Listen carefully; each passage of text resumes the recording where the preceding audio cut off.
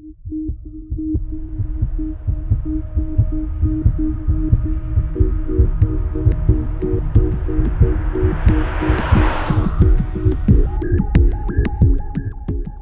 I'm thinking, who am I to do something like this? And you don't think that you have it in you, but then you just keep going and you finish the first day, 213 kilometers, and you finish the ride and you realize, you know, you do have it in you. I really got to the point where I asked myself, why wouldn't I? And if I don't do it, who will?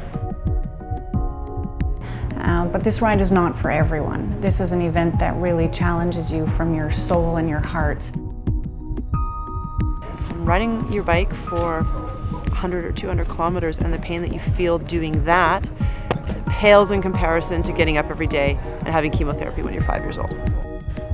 Coming on here, I wish I could raise more money. I wish I could do more. I'm the massage therapist for the riders and I'm keeping them going, but I feel that I can do more. I want to do more. Why am I doing this? Because at some point when it's dark and it's raining and it's cold and you've only had 6 hours sleep over the past 72 hours, you will ask yourself, why am I doing this? The world can feel like an incredibly cold place. And I guess for those of us blessed with physical health, I feel that we have the power to inject the world with some warmth. It's been more of an outlet than I thought it would be. I haven't gone a single day without crying.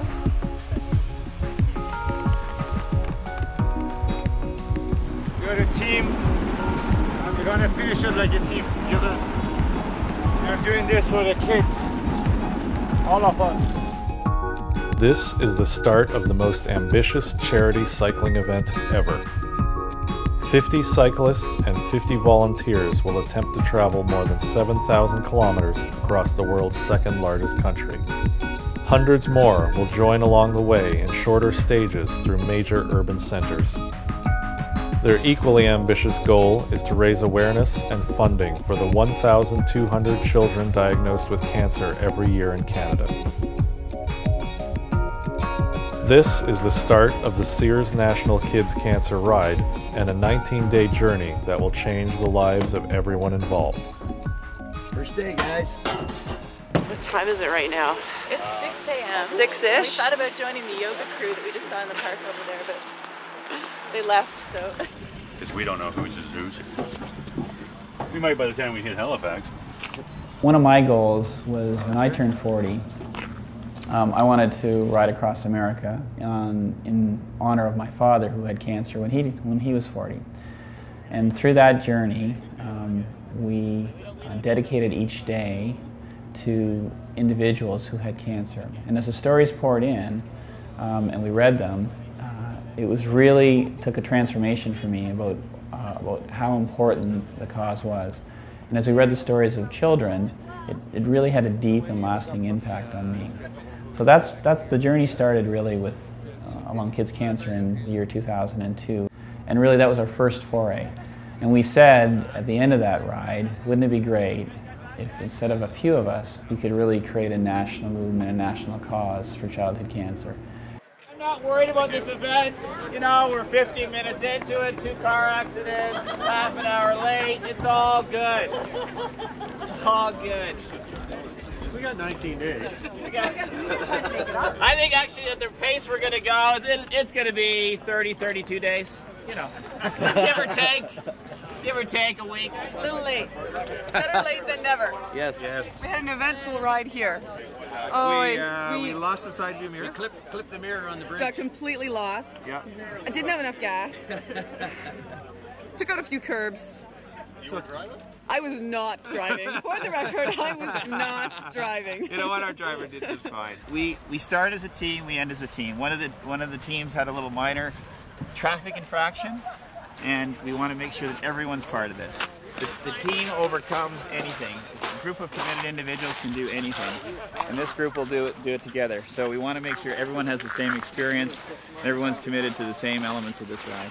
Starting from here, the purpose here is to do the wheel dip. You have to officially dip your wheel in the Pacific, and then the Atlantic. Has to be done. Coast to coast, and it represents the Pacific coast as the start, Atlantic coast is the end. I'm very, very proud of each and every one of you. We started a journey today. Today is about coming together for a common cause. Today is about making a meaningful difference in childhood cancer across Canada. Today is about uniting Canadians in the awareness of this cause, which is the leading cause of non-accidental death of kids in Canada. Today is about trying to stop the words, "Your kid has cancer." It's the start of a destination beyond cancer. Are we in for that? Yeah. Are we in for that? Let's take these dog tags that you have as a symbol to hold close to your heart every day as you pedal and you're suffering and you're thinking, oh, this is hard. And you go, well, maybe it's not that hard, right? Maybe I don't have cancer. Let's raise a glass to kids across Canada. Let's raise a glass to all of you, to our sponsors, to our crew, everyone who made this happen. Let's have a fantastic 19 days together. And let's have this as just the start of that destination beyond cancer. Thank you. Thanks, everyone.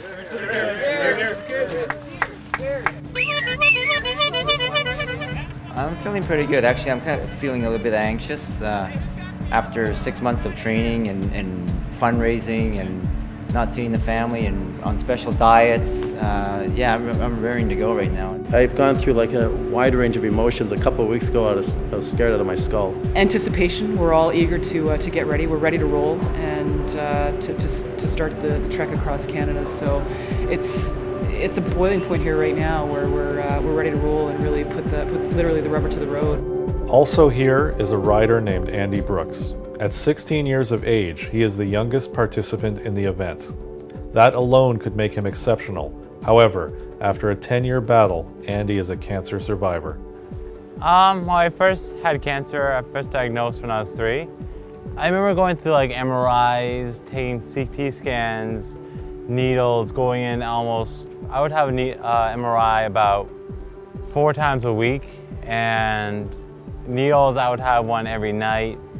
And I don't much remember that because they would always give me this drug that, you know, it would make you forget everything. But I know it was something that you don't want to remember. It was very horrible and scary to remember. I've been in remission for about 3 years. It's been much better. I mean, there's still a couple things here and there it's wrong. Like 6 months ago, I was diagnosed with epilepsy and I'm legally blind. This whole ride, the idea of the ride and the training for the ride has been so transformative for Andy. It really is a bit of a Cinderella story, you know. A year ago, Andy was newly blind and newly epileptic. He was pretty much just locked in his room, afraid to go out into the world.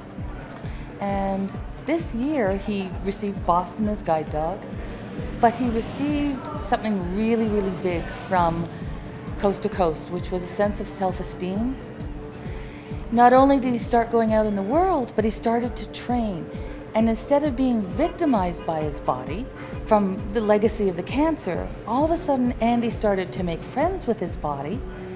And then he started to say, maybe I can do wonderful things with this body. Well, I never expected to see what I've seen so far. I mean, you know, I remember the day I planned his funeral because he wasn't expected to make it through his battle with cancer. And it's such a victory just to see him standing here, ready to go. You know, putting on the uniform and participating. It's miraculous. Even without the 7,000-kilometer total distance, this event would be unique as an athletic charity fundraiser. The Coast to Coast Against Cancer Foundation has a long-standing commitment to put a personal connection to what is often an anonymous donation. Across this 19-day journey, riders will visit the very hospitals they are funding. They will interact with the public in nearly 50 communities, and they will be introduced to children and families afflicted with cancer. This will take many participants on an emotional journey beyond the physical challenge they had anticipated. My name is Megan McNeil. I'm 17 years old and I'm finishing off my graduating year at high school. Now, just at first glance, you may think I'm a completely healthy, average teen, but unfortunately, you'd be wrong. At the age of 16, I was diagnosed with stage 4 adrenal cortical carcinoma. It's a very rare form of cancer that affects the adrenal glands, and it targets only about 1 in 4 million people per year. So basically, you could say that I won the crappiest lottery ever. I started off with 8 rounds of intense chemotherapy, 2 surgeries, and 6 weeks of radiation. Unfortunately, when we thought we'd beaten it, a PET scan showed that I had another tumor, but this time in my chest. I went through another 6 rounds of chemotherapy, another 2 surgeries, and 6 more weeks of radiation.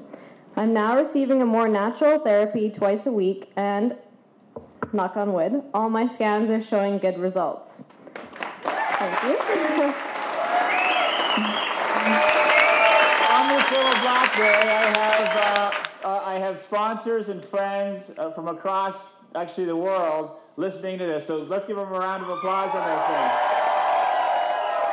thing. Today is where we start. Destination Beyond Cancer. We're not going to stop. This is an annual event, the first annual event. We're going to grow this event. We're going to take and make sure that kids' cancer gets eradicated.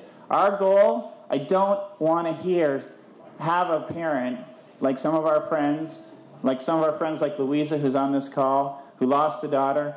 Let's not have, hey. I guess this whole journey started about 5.5 years ago when through a journey of childhood cancer, I came to find a group of gentlemen who were riding across Canada. Jeff Rushton was one of them, Scott Graham, Freddie Carlberg, and a group of good friends. It caught my attention that they were riding across Canada to raise money in support of childhood cancer. We met, and from that point on, we became fast friends and, if you will, comrades in arms against childhood cancer. Childhood cancer is an area of cancer that is far different than adult cancer. The repercussions are different, the long-term effects are different. Childhood cancer is one of our cancers that really receives the least amount of information and notoriety, I guess, within our country. Up there on the ward today, we have 20 children in with cancer or severe blood disorders. But I've just been to the clinic. We have nearly 50 children coming in today for follow-up and ongoing treatment. We know that the best way to treat children with cancer and chronic blood disorders is by cooperation, by working with other institutes. We formed the C17 group about 5 years ago. That's all the treatment centers across Canada that treat cancer and blood disorders. If we work together, if we do the same kind of studies together, we will advance much quicker. The C17 group is a national group. The national riders are funding that group. You are furthering our Canadian national cooperative group through the C17. The local riders will help our cooperative group that's going on here at Children's Hospital and the Research Institute. It's a fantastic thing that you're doing, both locally and for us across Canada. Departing from their first hospital visit, the 50 national riders are now joined by dozens of local residents for a shorter community stage ride. We are on our bikes today is what we're doing. We have a bunch of national riders who are riding from here to Halifax, I believe it is. But those of us who aren't as brave as that, we're just doing the 25K. In a show of solidarity, they will tour each city's streets, raising awareness, collecting funds, and showing support for childhood cancer.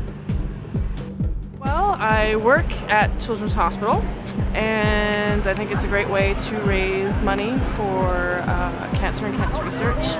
And also because I am a cancer survivor myself.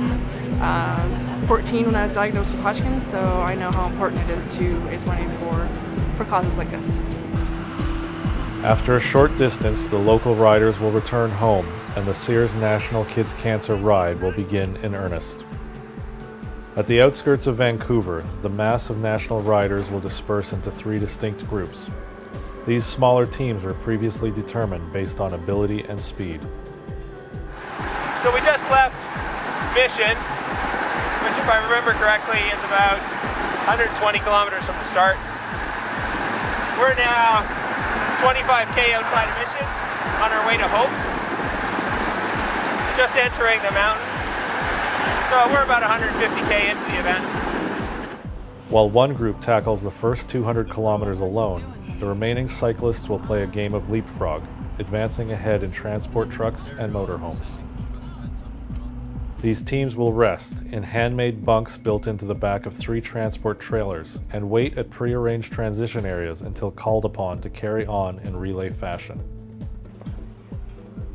From now on, the event will operate 24 hours a day in a massive logistical dance. We just finished our first leg. We're in Hope, BC. You ever been there? The goal here at the transition area is to get fed, get clean, get changed, get on the bus as quickly as we can. We can get carried forward to our sleeping arrangements and pick it up at 4 o'clock tomorrow morning. The nurse, the girl driving the BMW, she's a nurse. She's sitting over there, yeah. So you need to speak to, he's got cramps, had diarrhea. Yesterday? Yesterday? Yeah. A diarrhea? Yeah. 4 times. 4 times diarrhea, so he's dehydrated and... J'ai pas eu beaucoup de troubles, sauf juste à la fin, j'ai eu comme des crampes. Puis les 2 dernières journées, j'ai eu quand même une bonne diarrhée, fait que ça complique un petit peu les choses. Mais je vais essayer de m'hydrater plus, boire quand même un peu plus d'eau. Mais dans l'ensemble, il y a eu de beautiful hill and beautiful road. Comparé au Québec, it's ici it's very funny to ride. I would say one word description of the journey so far was emotional. I think I probably cried halfway here. So. Any particular reason? A lot of different reasons. Nothing specific. It's just a lot going on. You know, it's a big thing. When we travel, we're traveling in RVs, so in order to get the bikes to our next transition point, we have to come in, bring the bikes in, tie them all down. We've got the blankets to protect them. Everybody comes in and looks after their baby and puts it to bed until we get to our next spot. While this group gets acquainted with their new home, another team of cyclists is being introduced to the rugged Canadian Rockies. First couple days were hideous, actually, because I've never trained at altitude or elevation or whatever up in the mountains. I had no idea the kind of impact that was going to have on my breathing, and for a couple days there it was pretty difficult, especially that Coquihalla ride. It was just pretty rough. Everyone's been commenting on the fake up or fake downhills. You've been climbing so steadily for so long that even though you're still climbing, it's not as steep as you have been climbing. And everyone looks at each other and says, is this downhill? Is this downhill? It's not downhill, it's still uphill. You know, the thing with cancer that maybe a lot of people don't realize, that maybe childhood cancers are a little different than the one I went through, but after a while, your veins get burned out from the chemo, and you end up with brown lines where the veins used to be. So the chemo is actually burning your skin from the inside out, so it's burning your veins out. And then they have trouble getting IVs in. So for me, you know, they would come get, you know, maybe one nurse would try 3 or 4 times, and those IV needles are thick, right? They got the catheter on it to get into the, you know, so you can pump fluids through it. And they would try a couple times, and, you know, you're sitting on the bed squirming. But with, you know, young kids, I mean, my dad would be in the hospital with me when I was getting my chemo. And by the 3rd and 4th cycle, my veins were all gone. They were burned right out. So they would have to get a couple of people would try, then you'll have to go to through the hospital, find the specialist that was on the PIC team or the PIC unit, and they would come down and try. My dad would have to leave the room. I mean, it's just, you know, the guy's sitting there prodding and poking and hitting tendons and everything, and you're rolling around on the bed in pain. It's just the small stuff like that people don't even, you know, you see people that are bald and losing weight and maybe kind of, you know, whatever, not themselves or whatever, but man alive, but the pain is just stupid. It's just ridiculous.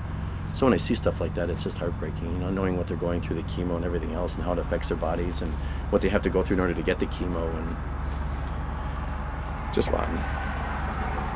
Unfortunately, the mountains have taken their toll, and Dave will not be able to ride this stage. Without getting discouraged, he has migrated to a support role until he can mount the bike again. You know what you can do? No. Dance! Dance, Chris. Go. Oh, you know what? I am a little chilly. Yeah? Going down that descent. It's cold. Going up wasn't bad though. Is this what you signed up for? Yes, most definitely. It's amazing. How can you not love it out here? It's fantastic. We've got waterfalls and mountains and snow. We can see our breath. Not quite at the moment, but we could back there. Do you see her? Look at her booties. They're winter booties. I mean, go snowshoeing those babies. Oh, yeah, winter. Oh, and Wendy. Yeah. What group are we? We are group number 2. Oh, my Most participants of this ride have come alone and left their loved ones behind, but one newly engaged couple decided to take this challenge together. We're engaged. Look at the rock. It's hidden. Last time we climbed a mountain, he proposed. That is and true. Now we're climbing a mountain for kids with cancer. They accepted us because they thought it was good to have a training partner, and in hindsight, if we hadn't done it together, I don't know how I would have done it. Like, the countless weekends of no social life would have just killed me. We could feed off each other, and so when I didn't want to ride, she'd put me on the bike, and if she was falling off, then I would say, no, we got 4 hours to go, you know. So we just, yeah, it really helped.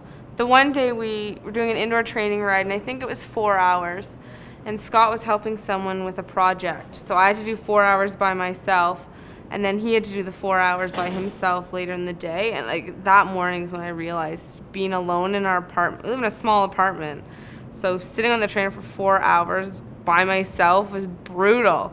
And so it was clear, like we made the right call by doing it together. Yeah, it's good to have that support system. But we've been through a lot. Scott had thyroid cancer last year. It was a shock. It was found by accident, which is a blessing in itself, but just the word, you have cancer, you kind of wonder how you get it and why. I'm healthy, young. What did I do to get cancer? So it was a big shock. I remember when you first asked, and I was just like, I don't know how to break it to you. It's good that thyroid cancer is very curable and treatable, and it's a standard procedure. So there was no intense treatments. And then we thought it was gone. We assumed after he got his thyroid removed and did radiation a couple times, it was like, okay, cancer-free. Like when I applied for this and they asked who in your life has been affected by cancer, I said Scott, and I was like, and he's a survivor, all excited. And then all of a sudden, a couple of months ago, he had to go back because he had more cancer in his lymph nodes. So like right now, we kind of assumed that he doesn't have cancer anymore, but he could. The tests haven't come back saying that he's free of it yet. Thanks. Okay, so something we want to do, and I like that we were going to do every ride, is we're going to dedicate our ride to somebody we know who's close to us, or it may be somebody, a total stranger. And I wanted to introduce everybody to a young man.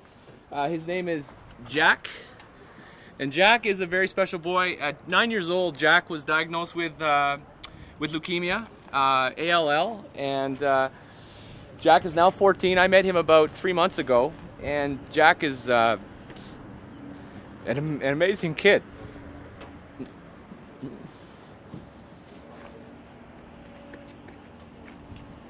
I wanted to dedicate today to Jack. I've dedicated my ride to him and others like him. And this Jack, he's a great boy. And 14 years old, he went into, had a relapse about 8 months ago.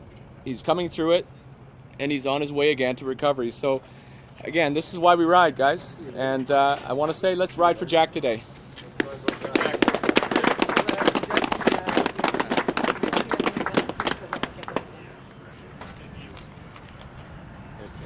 All right, everybody, let's go. Be safe. Team.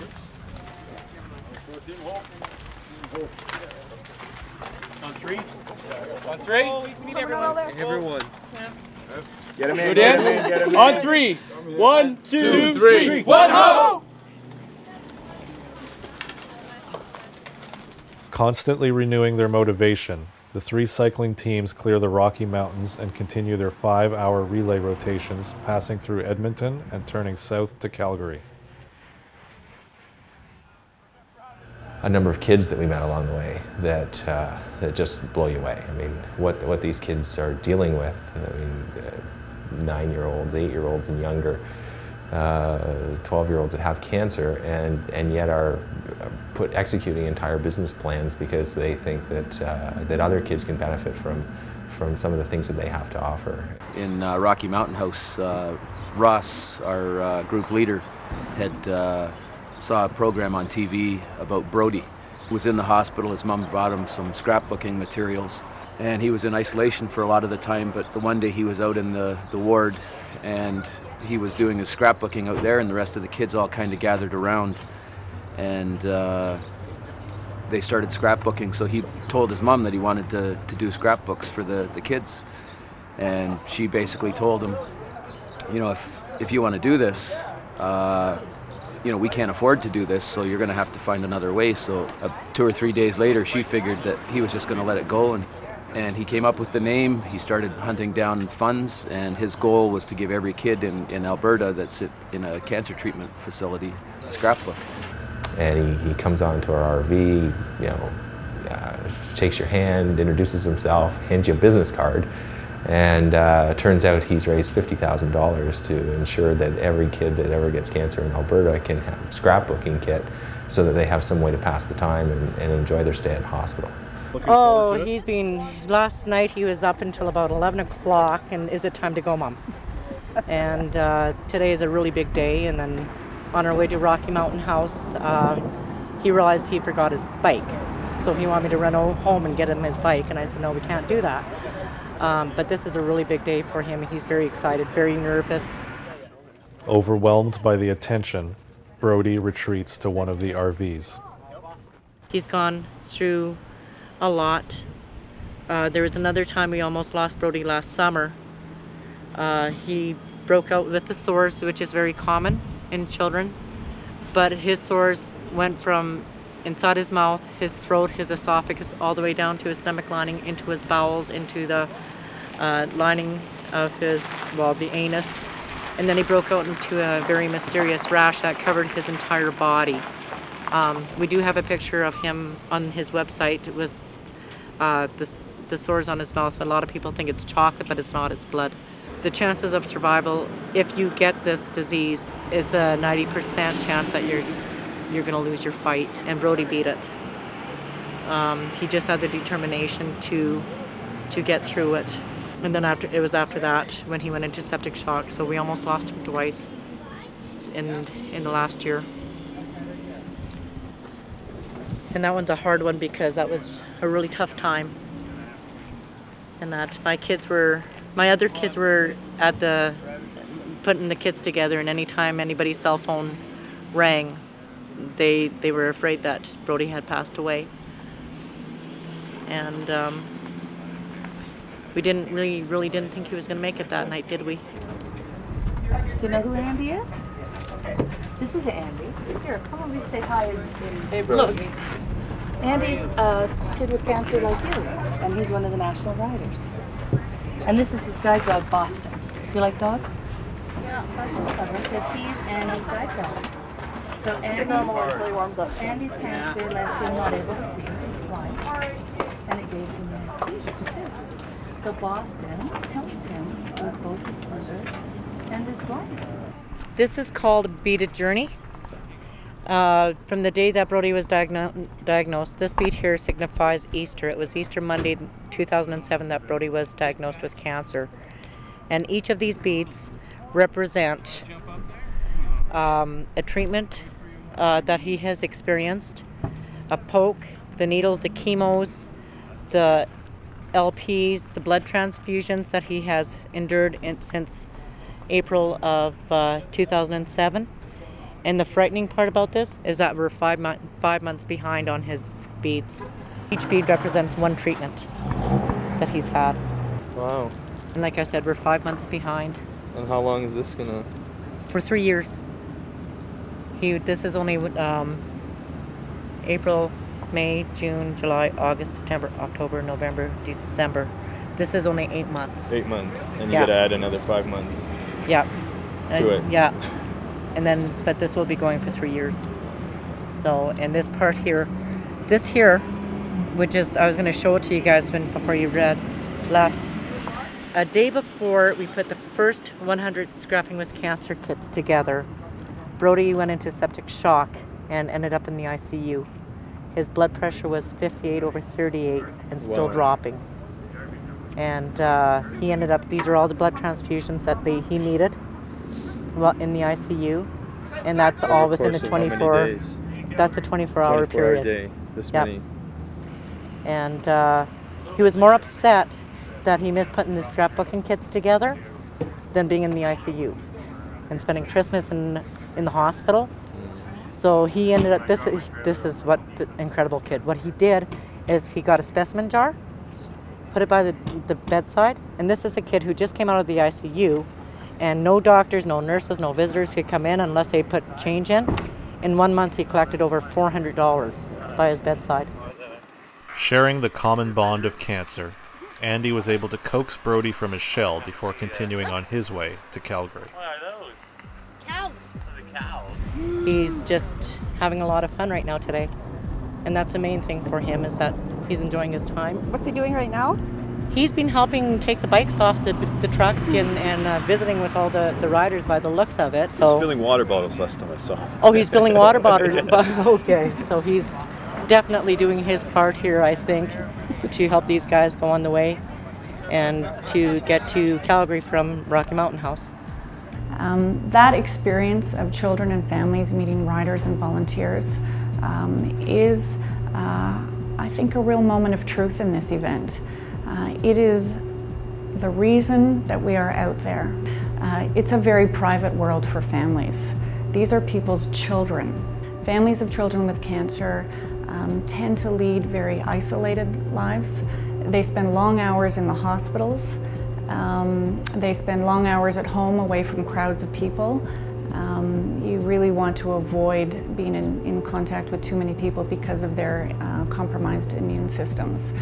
So really this event was incredibly special because as we moved through the process of building this event, families who heard about us and heard about what we were doing started to come forward.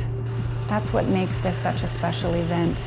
Most of you probably know someone whose life has been affected by cancer. Well, now you know one more, me. When I was 10, I was diagnosed with CML, which actually stands for something that I can't quite pronounce. Being in the hospital for close to 2 months and having to stay at home for the rest of the school year made it really hard to keep up with school. My friends were able to call, but they weren't allowed to come over because my immune system was low as a result of chemotherapy. So it was hard to feel a part of things. My teacher tried to include me by making a pretend Adam. They would carry me to class and even take me to lunch. Too bad he didn't do my homework too. Having cancer has made me realize a lot of things. You definitely cannot judge someone by how they look. You have no idea what's happening inside. I remember walking down the mall one day when I had the steroid body. For those of you who don't know what that is, it's when you're carrying about 10 extra pounds all in the face from the medications that puff you up. Seeing people stop and stare hurts. Due to the bone marrow transplant, I am now cancer-free, but I will always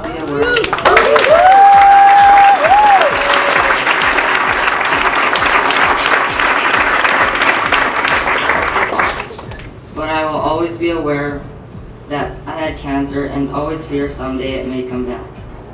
4 years later, I still take pills and probably will have to take some form of medication for the rest of my life, but I can live with that. So although I'm happy that you are raising money for the hospital programs, I'm just as happy to never see another hospital or needle again.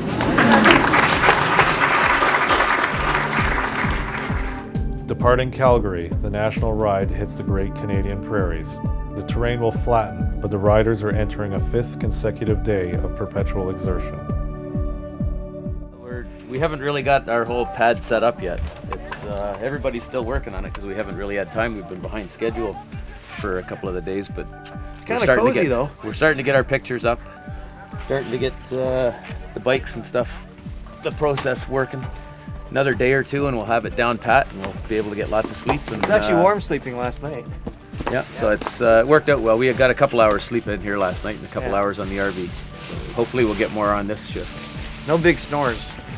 Everyone slept pretty well. We had earplugs in. And it doesn't stink yet. No special aromas in here. That'll be at the end of the trip. Well, it was quite nice when we started, but then we had a wind coming at us, and so we put the stronger riders on the inside to try to block the wind. But Beth was on my left side, and she turned around and says, "Gord's not going to block any wind. He's too skinny." So everybody had a bit of a laugh there. Because Andy Brooks is legally blind, Peter Merck has volunteered to act as Andy's eyes, and he will steer along the 7,000 kilometer distance. I'm actually going to be on a tandem bike with my partner Peter Merck, and we've had a couple of good rides throughout Toronto. We're just two guys having lots of fun. We're just playing pranks on each other. We're just gonna joke around with the other riders. I think it's the fact that he's in a different environment when you're with your school and when you're with your peers in school. I've heard a lot of stories of kids picking on Andy because of his condition and stuff like that. Whereas here we're like a big family, or we are like a big family. We are a big family, and everybody's had an input. Everybody's been great when we're riding. We're all encouraging. I think that's just basically allowed him to develop his personality and actually allow him to come out of his introverted shell. Peter is almost an older brother. He's someone you look up to, and he's always looking out for me. You know, he's saying, you know, if you're not feeling good, if you're not feeling the greatest, that's okay. You'll get through it. We'll just do the best as you can. Imagine my amazement when all of a sudden I'm watching some video that you had taken that Jeff was showing on his computer the other night, and here I see Andy doing all these things on the back of the bike. Needless to say, I think he deserves a spanking for some of that stuff, but we'll let it slide. We'll let it slide. Just this once, so Andy, just this once. Yes. Unless you can come up with some really good moves, but I don't want any handstands on the handlebars, okay? All right. So find a way. So stay on the bike, whatever you do. I'll find a way. With Andy as the youngest rider, 60-year-old Lily Rabchak rounds off the 50 cyclists on the opposite end of the spectrum. I never rode a bike in my life until 2001. I had been running for a long time, and I had been weightlifting for about 5 years, and I didn't feel like I was doing enough or feeling fulfilled as an athlete. And I heard about duathlons, and I thought if I buy a bike, I will be able to take part in duathlons. I had raced a duathlon, and the next day I was out on a recovery cycle in Toronto on Lakeshore Boulevard. And as I was going through an intersection, a woman made a right-hand turn into the front wheel of my bike. And I was projected 3 meters in the air, and I landed on my face and head. So I'm in the air and I'm thinking I'm going to die. And then I landed and I realized I wasn't dead, but I was feeling horrendous pain and swelling. But one fellow came from across the street and said, "Holy SH, she's not going to make it." And I said, but I don't know if it came out, "I'm going to make it." Yeah, it was really bad. And that was a turning point in my life too, because it was then that I realized I probably should have been dead. So was it a smart idea to wear the jacket? It was, thanks. Good point. But I'm perfectly dressed. Good. Yeah. All I want to do is get back to the trailer and get some sleep. I guess we got about 3 hours, roughly. Where is That's my okay. buddy Chris then? As long as we stop once in a while, take a little break. It's good. Everybody appreciates that. Definitely needs it. Because we're clipping along here. This is not a teddy bear's picnic. We're going, cooking. It's good. You gotta get a little dedication. Right here. Dedication. I would like you guys, if you don't mind, to ride tonight for Marissa. Marissa has no hair because she's been through 5 rounds of chemotherapy. She's had probably about 11 or 12 surgeries for spinal cancer. It is an unbelievably painful kind of cancer. When Andy went to Camp Quality New Heights, just 2 weeks before our ride, so it's only a couple of weeks ago, I saw Marissa again. Marissa probably has only a few weeks to live. She is still the most intelligent, bright, and wonderful young woman I know. She would be the biggest cheerleaders for you could ever wish for. I'm hoping Marissa will make it till we get to Winnipeg. I would really like you guys to meet her, because I think your lives will be enhanced by meeting Marissa. So if you guys will bear her in your hearts tonight, take her along with you along the prairies, and send her all your best wishes. I think we'd all appreciate it. The national riders, we wanted to select 50 national riders, and it was through an application process followed by an interview. In that application process, we were looking for very specific things. We were looking first and foremost for people we thought could be ambassadors for the cause, people who really cared passionately about it. Cycling abilities was really secondary, because we knew through our corporate sponsors like CanFit Pro and others that we could train those individuals to doing this ride. If the mind and the heart want to do something, it'll happen. And then of course we got to the selection process, which is really the meat and potatoes of this event. It's the people who really drove the event, made it happen, and created the teamwork. So out of the 50 riders that we ended up selecting, all of them have been selected for very specific reasons. Unfortunately, not everyone who applied was selected this year, but this ride is not for everyone. This is an event that really challenges you from your soul and your heart, as well as from a physical perspective. We had more applications than we had people, so those were tough decisions. And you had some very good riders, some very, very strong riders, but it's not about the ride. It's about the journey and about the passion for the cause, and that's the first and foremost thing. The body and the mind speak to each other, and the body says, I'm tired, or I'm hurting. And really what's in the mind is what really keeps you going. It's the question that you determine before you begin the event, and the question is, why am I doing this? And that's something that all participants need to solidify very clearly in their mind before doing an event of this magnitude. Why am I doing this? Because at some point when it's dark and it's raining and it's cold and you've only had 6 hours sleep over the past 72 hours, you will ask yourself, why am I doing this? We hope that the answer will be because these are some of the hardships that children with cancer go through every single day. Every day they wake up and they are sore and they hurt and they are just plain tired. They're tired of this disease and they really need to just keep moving through each and every day, finding the most wonderful things that they can in the day, the happiness where they can, the laughs where they can, the fun times where they can, the friendships where they can. And that can really be related back to this event. Hey guys, good morning. Nice day. Woo! What can you tell me about your ride last night? It was beautiful. Very windy, but it was good. We did a nice work together. We are a team, and we're gonna finish it like a team because we're doing this for the kids. All of us. We worked so hard. I broke my wrist a couple of days ago. Fatigue and lack of clear thought. Was just sitting on the bike and I positioned myself in the wrong way, lost my balance, fell backwards, and my hand hit one of the other guy's tires. When I fell, I heard a crack, but I couldn't tell whether it was the spokes or whether it was my wrist. I was convincing myself it was the spokes, but I knew I'd at least had a bad sprain.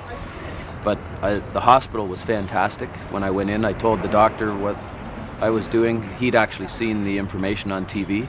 So he went down to the guy that does the casts and talked to him, and we came up with a design that it's as close. It would have been nice to have a set of handlebars, but he got me the cast designed so that I'm almost in the right riding position. They even let me pick the color because I picked the color to go along with our colors for the ride.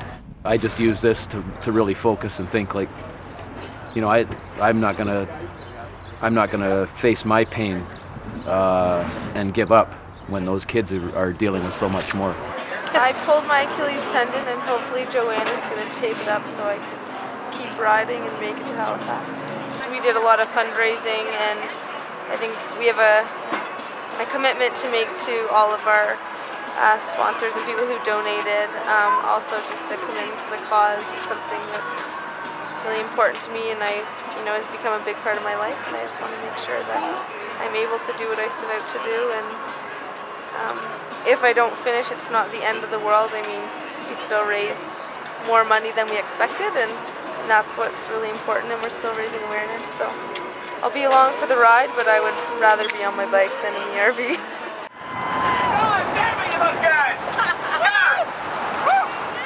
With 6 days and thousands of kilometers behind them, all riders will manage pain and fatigue in their own way.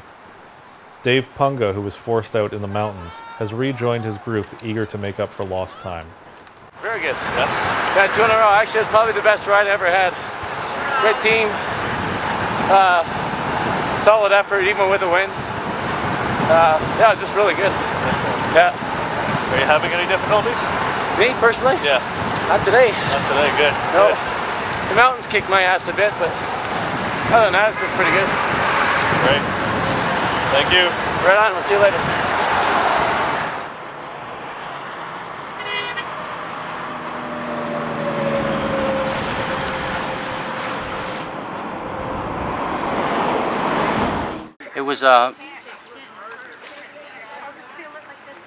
It was a heavy impact when she told us, back in Kamloops about the girl, and said that she really hoped and prayed that she was going to be around when we got there. And it was a very, very emotional moment for me when we came into the event and I saw in the wheelchair the girl there, and instinctively knew that that's the person that we were talking about. And her position, the fact that she really does not have very long to live in all likelihood, is a reality that is so enormous that as soon as I saw her in the very early beginnings of the event there, I had to turn away. I had to compose myself before I go back and talk to her. We actually both knew each other not too long ago. My mom was actually her nurse taking care of her while she was in treatment. So I got to know her there then, and we became good friends. Marissa has always been a dear friend of mine. From the moment I met her, I loved that young lady. And so it was really wonderful to get a chance to spend some time with Marissa again. Well, I wanted to say how much I appreciate you guys and what you're doing. And I also wanted to come because I wanted to tell my story to help people understand what I go through on a day-to-day basis. And although it is a sad and heartbreaking thing, a lot of good comes out of it as well. And one of the good things is we meet people like you. Even if it's just like they come and they sit with you for a while, it still makes a big difference. Just the smallest act of kindness goes so far. I want you to have this doll so you can remember us, and we're going to be working hard for you. I just turned 8 years old, and I had a lot of back pain. I would wake up at night screaming and just lots of pain. So I went and saw a specialist, and they told me to go pack a bag and go to the hospital, and lots of tests like MRIs and bone scans and stuff, and we found that I had a tumor on the spine, and it was pressing on my spine so bad that I was losing the ability to walk. And on the day of my surgery, which was a week after my 8th birthday, I had lost all use of my legs, and they said that after the surgery I would probably be paralyzed from the waist down.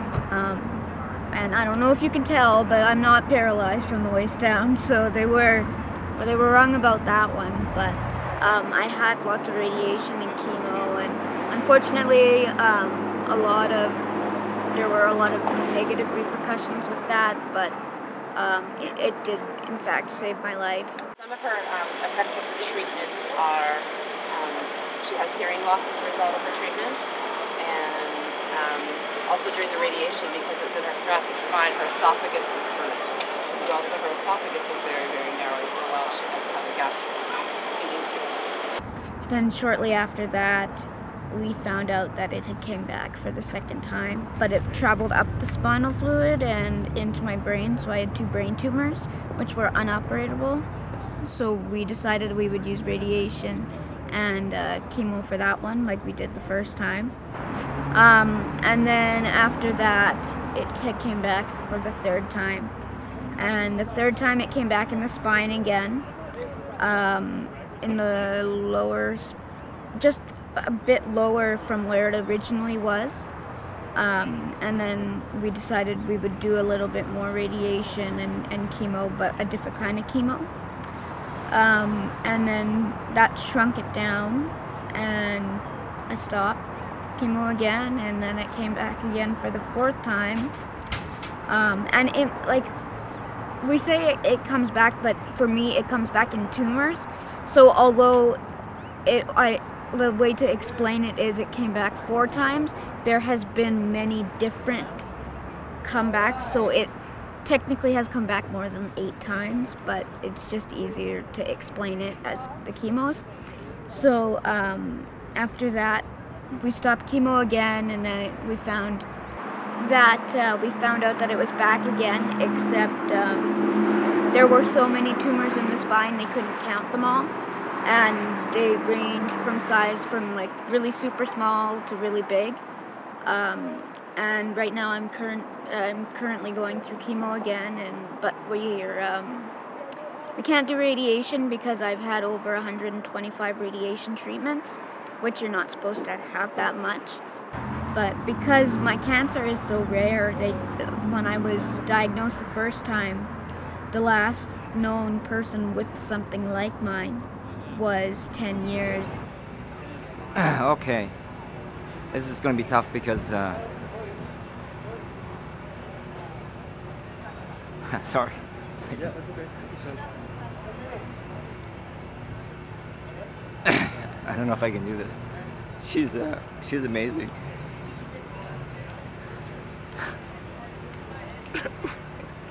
I'm not your normal teenager, obviously, but I have the same goals and stuff. I want to graduate high school.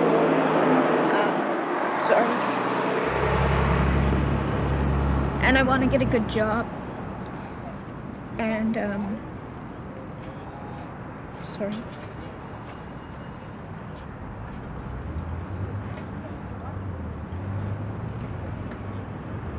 And I want to have like the same normal life like everyone else.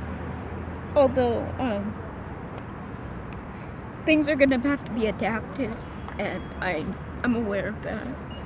But I want to have a regular job. I want to have a regular life, and I want to have a family. And unfortunately, we don't think mine is curable. But my goal is just to keep doing it like I have. Just start chemo when I need it, and then it goes away for a while, comes back, and just do chemo like that. But I still have the goal set in my mind that I am gonna beat it. So it's not that it's out of my mind and I'm giving up, because I'm keep going with it, and I just take it every day by day.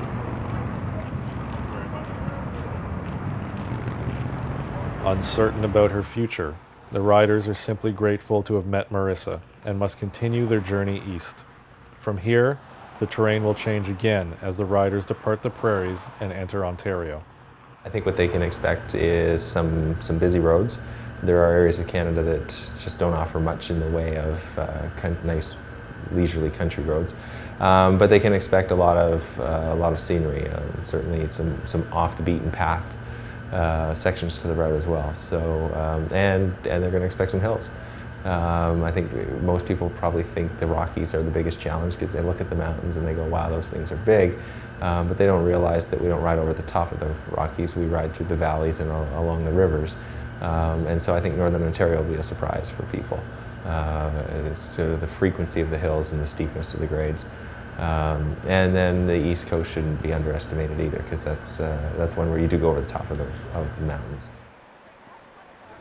You know, logistically, you know, this is a pretty complicated event. We're trying to move 100 people nonstop in many ways across Canada. To do that, it requires almost an army of volunteers. And we had a number of philosophies around that, how we wanted to run the foundation. One of those philosophies was around volunteerism. We wanted to make sure that we had essentially a volunteer-driven organization that would allow us to donate or distribute 100% of donations by Canadians to the charities we support. It was very, very important that we do that. We have people driving everything from transport trucks to RVs to support vehicles. We have massage therapists. We have people who understand food and nutrition and dynamics. You have mechanics. You have media and photo professionals. You have this great range of people. And just like the riders, it kind of reflects Canada as well. You have people from the East Coast, the West Coast, Central Canada. You have a 13-year-old girl who's one of her best friends is impacted by cancer, so her and her father are coming. So it reflects the diversity of Canada, and it reflects a whole diversity of skills. I'm one of the medical team, so I'm a registered nurse, and my job is to follow behind a team of riders when they're on the road, just to make sure that nobody gets left behind. If somebody does fall, we have a mechanic in each car and we have a medical person in each car.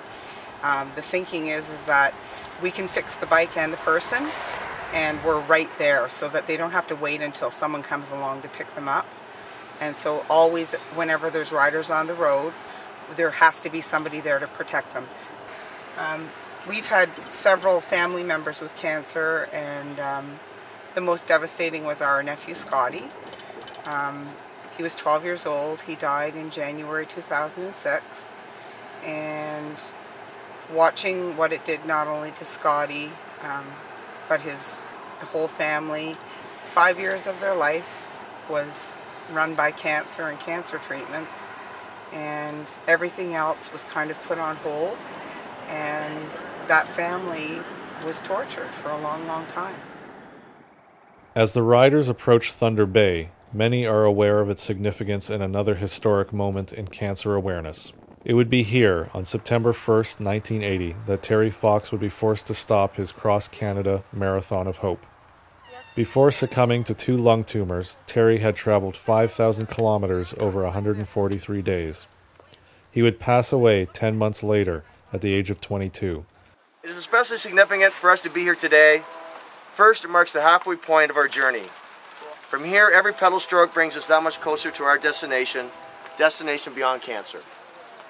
Also, this memorial stands as a beacon of hope, and that is what this journey is, a journey of hope.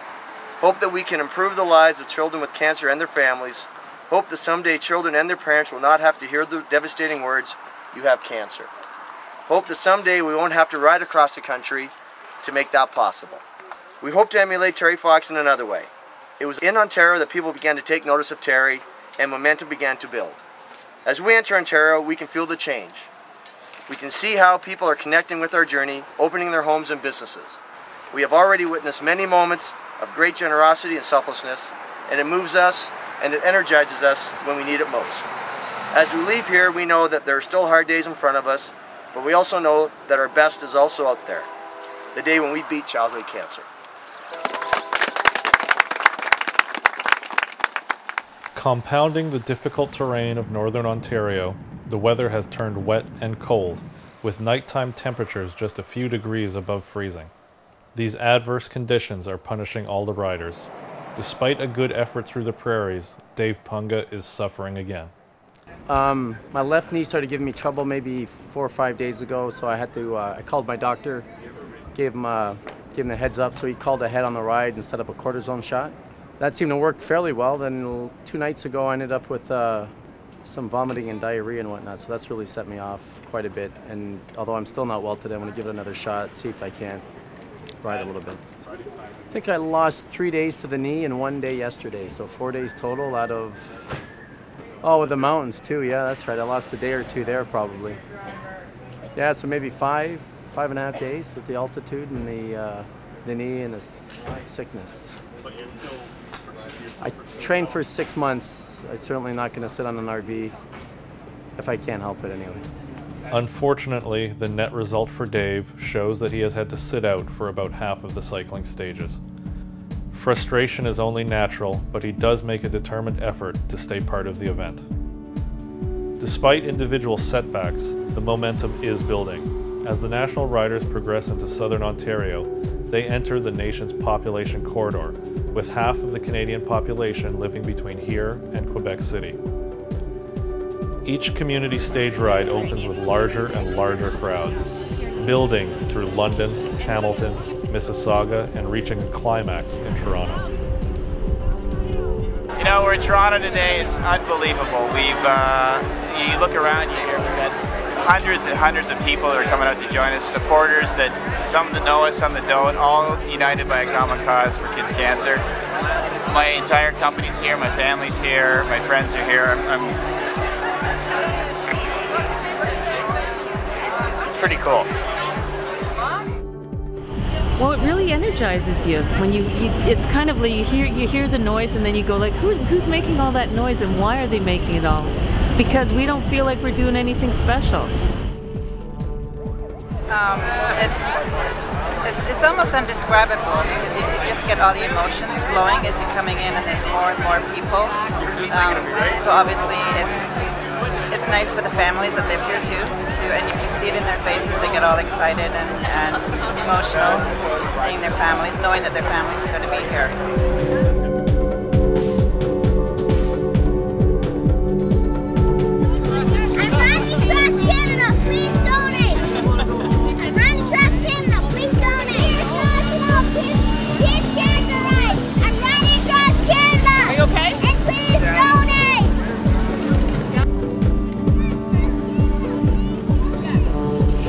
Oh, it's just really nice to get here and see some familiar faces, and riding along the road in is where I trained, and a couple of people from Toronto, we trained on the same road, the lakeshore, and we don't have any hills or mountains, but it felt really good, and I can't wait to get to the Eden Center because I'm going to see my kid.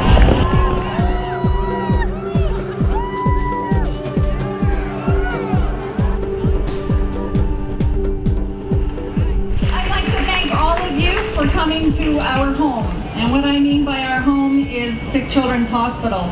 The families and the children that were on the front lawn, all of you, grandparents, friends, supporters of families of children with cancer, that is our home. That is our home for years. We watch the trees grow out front. That's how long these families, our families, are at the Hospital for Sick Children. We know all the nurses' names, we know all the doctors' names. We see nurses get married, we celebrate in that. They are part of our family. Thank you very much for coming and being part of that.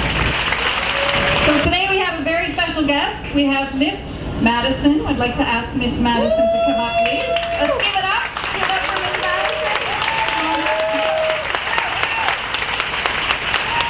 As part of the Coast to Coast Against Cancer Foundation, we have young ambassadors from across Canada. Madison is one of those ambassadors. So we're going to turn it over to Madison, who's really going to give you the nuts and bolts of what it's like to be this age, this height, to be challenged by something that's bigger than most of us have to be challenged by. Here you go, Madison. Hi, everyone. My name is Madison Scott. I'm so excited to be here today. I really love being on stage, performing in musicals, plays, dancing, singing. That's my true passion in life. But I never thought I'd be on stage speaking about my connection to sick kids. My connection with sick kids began last fall, October the 12th. I spent the majority of last summer in Stratford playing one of the two scouts in a play called To Kill a Mockingbird. By the end of the run, I started to feel sick. I had a sore back and I was tired quite often and quite pale. My grandpa, who's a doctor, ran some tests on me and realized that he would have to tell my mom really bad news. Shortly after I came to Sick Kids with my mom, they confirmed my grandpa's diagnosis. I had leukemia. I'm coming in for maintenance appointments now. This is the best news I heard because now I can get back to doing what I love so much, singing, dancing, and performing on stage.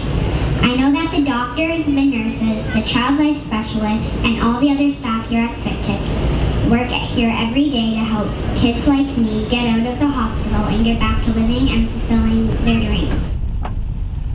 If any rider had doubts about their impact, they have been swept aside by the overwhelming wave of support. The push from Toronto and the generosity seen in every province will carry them forward as the finish gets ever closer. You know, the interesting thing about the Coast to Coast ride is it involves communities across Canada. It's great to raise money, but if you don't raise this consciousness and awareness of a disease, you really don't have something that can live beyond the event, live beyond the organizers. We wanted to not only raise funding, but also raise the consciousness and awareness. Make it so that it's not just us and other volunteers across the country that are committed, but Canadians from coast to coast that really care about this as a cause. And when we would explain to people what we were doing, it was amazing how almost everyone either donated their time, donated the costs of what they were providing. It was just almost immediate and spontaneous. And when people do that, you know you're doing something right. People keep mentioning in all the morning ceremonies and stuff how inspiring and courageous we are as national riders and the crew and support, and actually we feel it's humbling to hear that, but it's actually, the tables are reversed. It's the people who are just, they hear about what we're doing as we ride through their towns and communities, and they open up their doors. I mean, he just opened up his doors and cooked up 10 or 15 pizzas for the crew coming through. So he heard about half an hour ago, and he'll follow on the blog as we continue on to Halifax. Second day, might be even the first day in Hope, we were in a restaurant telling people our story, and people just came back to us later on and handed us a donation. Another woman heard our story, went home, brought back a $120 donation and handed it to one of our group members. So people really are being inspired by the story. We decided to pop into this burger joint and get ourselves a little nourishment. And we walked up to the counter, placed our order, at which time this man beside us turned and said, "You're Andy." And we looked at him and he said, "Yeah." And he said, "I saw you on TV today." He said, "You left from Kitsilano this morning. You're riding across Canada." He had seen it on TV, followed the entire story, recognized Andy at this restaurant that we stopped at, and at which point he wanted to buy our dinner, and we were like, "No, you don't have to do that." He said, "No, this is how I can contribute and help you get across the country." So he paid for dinner, and then we went and sat down, and the next thing I know, a couple of gentlemen that really looked like cowboys looked over and said, "You're that kid that was on Kitsilano Beach this morning?" And Andy goes, "Yep, that's me." And the next thing we knew, the entire restaurant, everybody in the restaurant, all the staff came over to us, started to talk about what we were doing and what Andy was doing. And a woman came over and asked if she could give Andy a hug. And there was something very touching and moving, because I guess she looked like she was retirement age. And she's the mother of someone with cancer. So that's still her child, even though that person is in their 40s. That's still her child. And she and I had a moment, just like other mothers of kids with cancer. And she wanted just to hug Andy. And it was really, really touching. Something you carry with you forever. This is from Merritt to Kamloops, and we're climbing this hill. And this car comes up, this is the middle of the night, and this car comes up behind us, and he's honking his horn, he's waving at us, and looked like he was giving us the fist or something, and he's just waving at us, and he comes up beside us, and he's honking his horn, and we kind of tried to ignore him because we're trying to climb this hill and everything, and so we kind of waved to him, and he boots it in front of us, and he stops maybe 1,000 feet in front of us, and he's got his blinking lights on, and we weren't sure what he was going to do, so we kind of cautiously slowed down a bit, and we rode by, and he comes running out, and he's waving this $20 bill and wanted to donate it to the cause. I think it was like 2 or 3 o'clock in the morning. This guy comes by and donates $20. I mean, it's great. Filled up before. Oh, while you guys are eating. You were coming back though, right? I'm coming right back here. Hi. Can I make a donation here, or? Certainly. Okie dokie. Oh, thank you very much. Appreciate it. Well, my husband passed with cancer. Oh, so dear. It's What kind of cancer was it? gastric. Gastric. Well, I lost a brother-in-law to pancreatic recently. Yeah, mine was just in October. Yeah. It's an awful disease. It is. Well, my husband passed away 7 months ago from cancer, and we've got to find a cure for it. And anything we can do to help. Thank you. Thank you. I mean, again, it's another, I think I've spoken about this before, but it's another way to take us out of this sort of microcosm that we're living in, this sort of social experiment that we're undertaking and living in close quarters and riding together and funny sleep schedules. But it sort of takes us out of that and reminds us of the bigger picture. And it's motivating. You know, how many more people can we talk to? How many more people can we tell the story to? It's a bit maybe Pavlovian, perhaps, too. The more people you tell, the more donations you give, the more motivated you are to share that story and share our passion. With a community stage ride set for Ottawa, we would discover this hospitality extends to the highest household in Canada. With very little notice, the National Kids Cancer Riders receive a surprise invitation to 24 Sussex Drive. We're at the residence of the Prime Minister here in Ottawa. It was a surprise. One of the participants from the Calgary area, I guess, was neighbors before Mr. Harper became the Prime Minister, and he met his wife at the park with the kids. And she's made everything happen from there, wanted us to come through and bring the ride through their front driveway.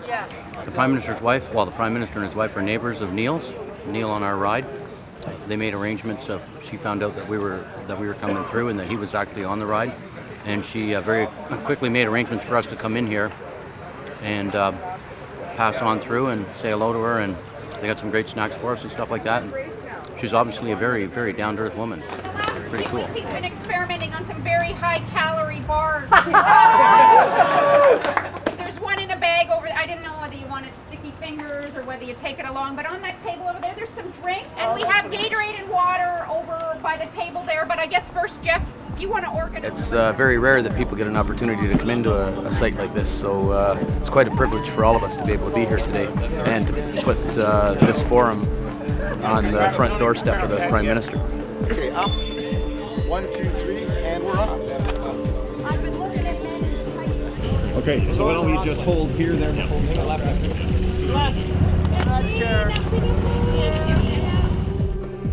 From Ottawa, the ride enters the province of Quebec. With a concerted effort to ensure the volunteers and riders truly represent Canada, a number of French-speaking participants will find this to be a refreshing return home.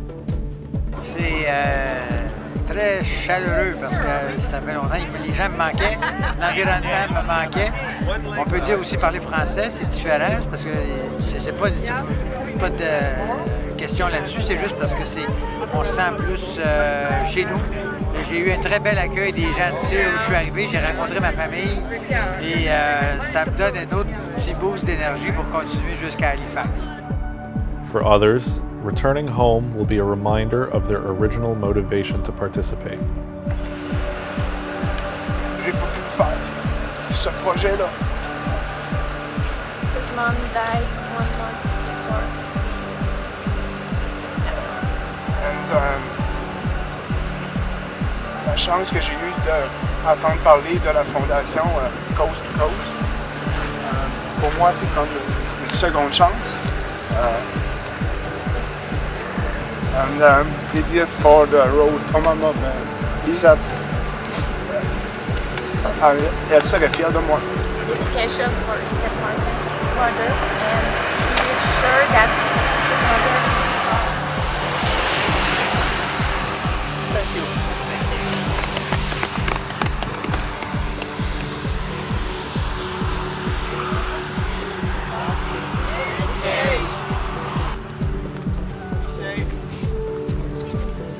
But to all riders, being in Quebec will reinforce that cancer shows no discrimination. Regardless of language, all riders and volunteers share a common experience of heartbreak and courage.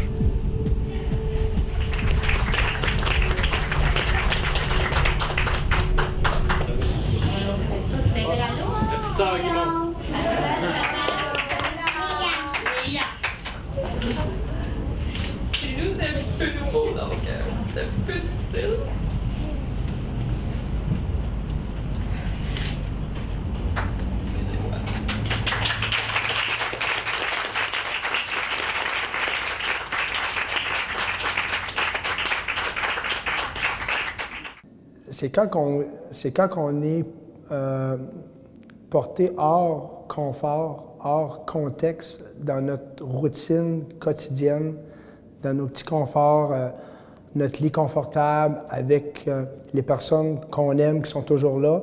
C'est quand on est porté à être dans un hors contexte, dormir dans des vannes, pas prendre de douche pendant 3 jours, avoir mal un peu aux fesses.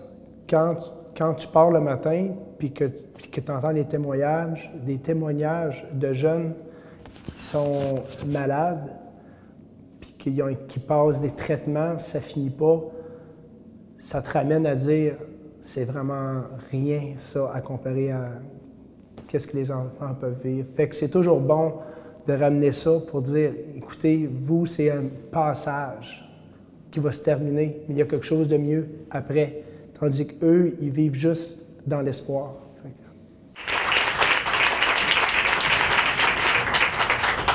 Je suis tellement impressionnée. 7600 km en 19 jours pour nous, les enfants qui se battent contre cette terrible maladie, le cancer. Et survivants comme moi. Vous parcourez cette distance pour nous donner de l'espoir et l'énergie nécessaire pour continuer notre bataille. Je chéris un rêve, celui de devenir comédienne. Car dans mes jours les plus sombres, je m'imaginais dans la peau d'une petite fille en santé qui pouvait courir, danser, sauter à la corde, aller à l'école et manger appétit. Car tout là m'était ôté si injustement. Alors pédalez avec énergie et faites que chaque mouvement soit rempli d'espoir et d'amour pour les enfants malades pour de meilleurs jours.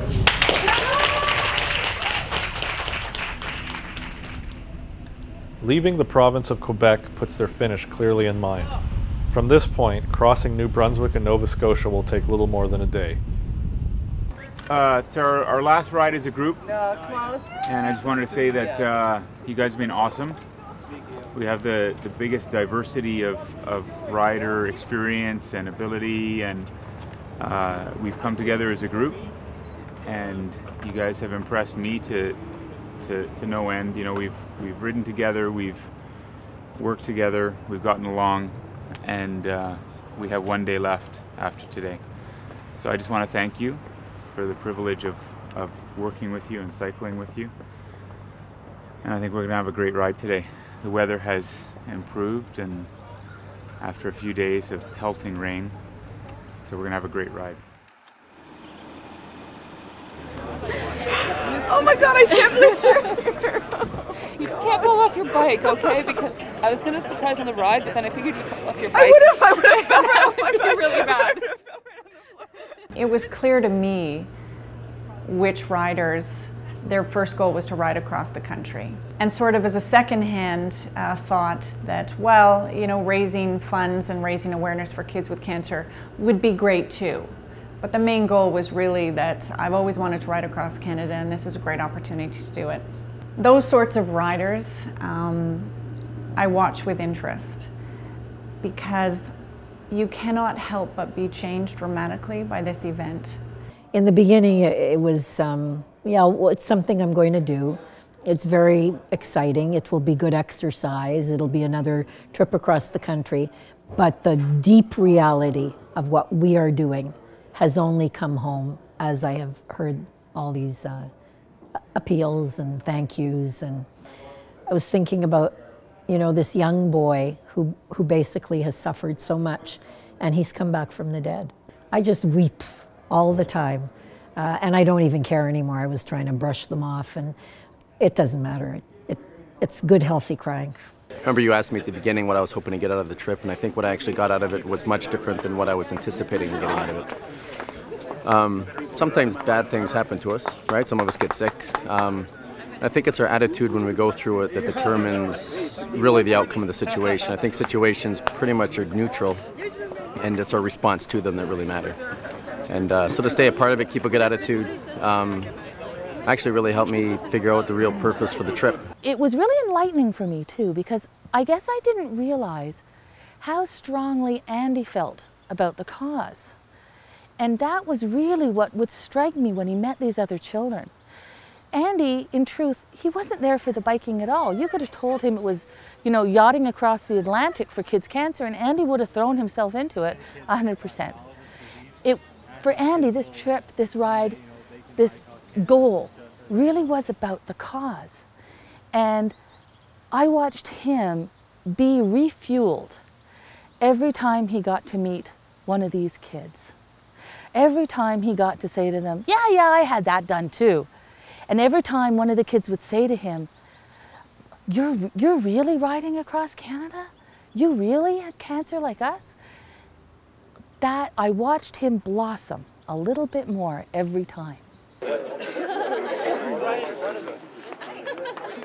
I'm totally excited about this. A little bit sad too though. I lost my grandpa this week. And he was my inspiration for all this. So it was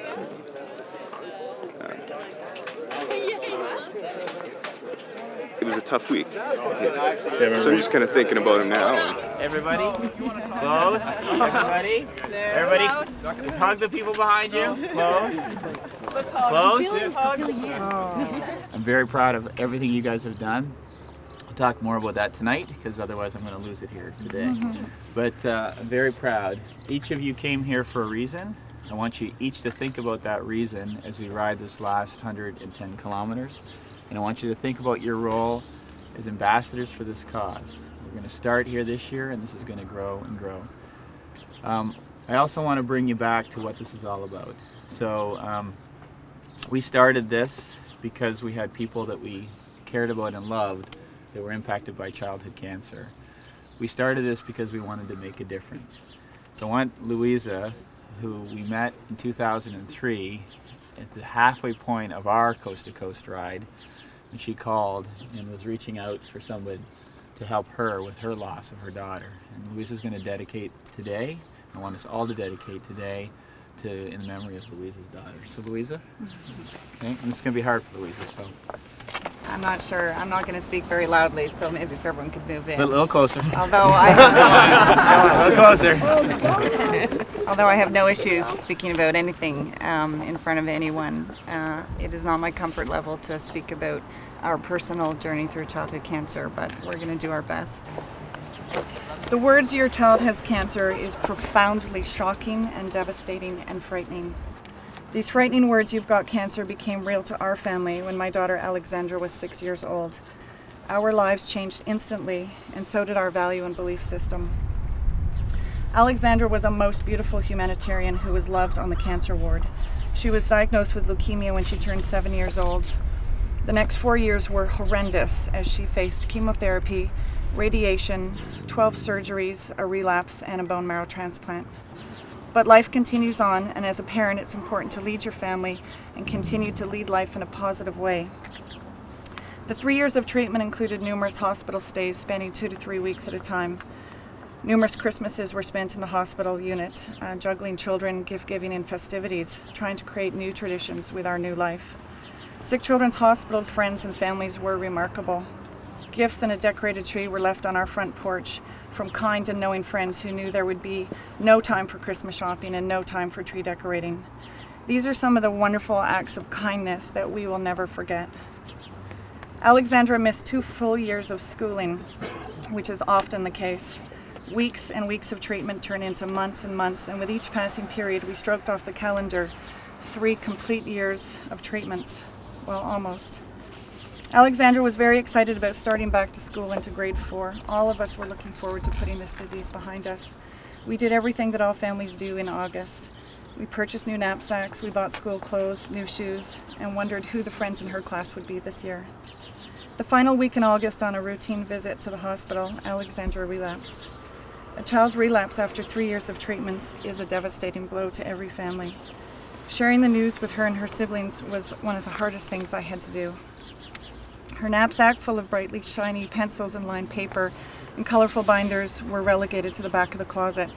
The plans had changed again, and we grouped as a family to counterattack with a bone marrow transplant. Our story of childhood cancer is not unique. Alexandra is the story of thousands and thousands of children in this country living with cancer. Brothers and sisters are as deeply affected as the child with this disease as they try to put their best strong faces forward for mom and dad. Focusing on school is challenging when their brother or sister is in the hospital for treatment. Families begin to feel disconnected from their friends and family as they focus all their energies on raising and ridding their child of this horrible disease. After Alexandra's relapse, she required a bone marrow transplant, our final and only option left. More chemotherapy while searching for a suitable donor. Fortunately, her younger brother Josh was a perfect match, and our family regrouped, determined to wage war on this disease. In the fall of 1998, Alexandra successfully had her bone marrow transplant. The process was challenging, and in February of the following year, she finally came home. What a celebration that was, for there were no more chemotherapy treatments. That spring was a wonderful time as I stayed home with her full time. Those wonderful and quiet moments at home with Alexandra are treasured by me. Once June came, Alexandra, with her very fragile and new immune system, fell ill to a random lung virus. And shortly thereafter, with collapsed lungs and being sustained by a ventilator, we found ourselves back in the care of Sick Kids Hospital for the final time. Our family would like to thank each of you for being an integral part of the Coast to Coast Against Cancer Foundation and making a difference in the lives of these courageous teens and children living with cancer. Our foundation promises to use your funds carefully to support research, transition and survivorship, and education programs that directly and with the greatest benefit improve cure rates and the quality of life for children living with and beyond cancer. Thank you very much. All right,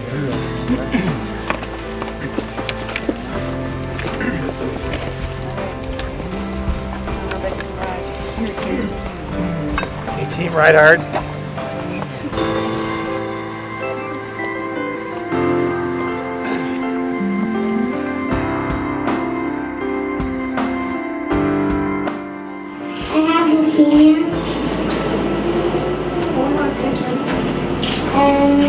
Thank you. And you're awesome.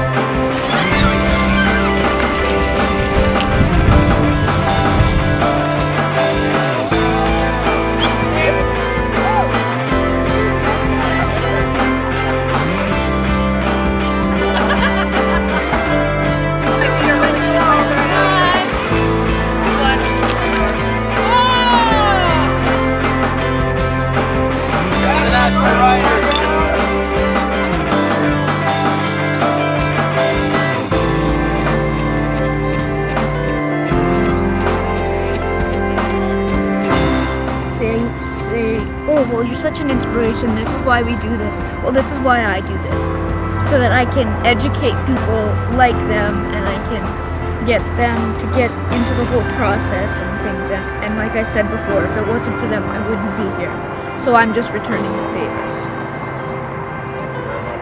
Thank you for having me.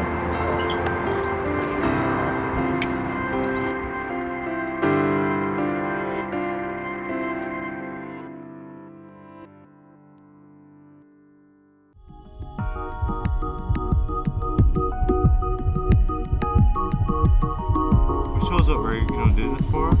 I've been with those kids for about lots of years, like 7 years or so, and it's more than being friends. It's more than it's showing that we're almost like we're ambassadors. We're showing them this is what we're fighting for. This is we're trying to find a cause help them feel better and get them cured. So on behalf of all the kids in BC and all over Canada battling this evil disease, thank you so much, and I hope you guys have a fantastic ride.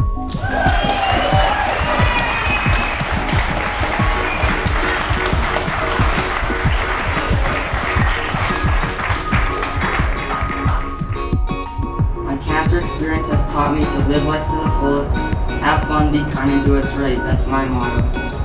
And then there are people like you, the cyclists and volunteers, Sears Coast to Coast Against Cancer, make all this possible. Thank you for supporting kids like me through the Sears National Kids Cancer Ride.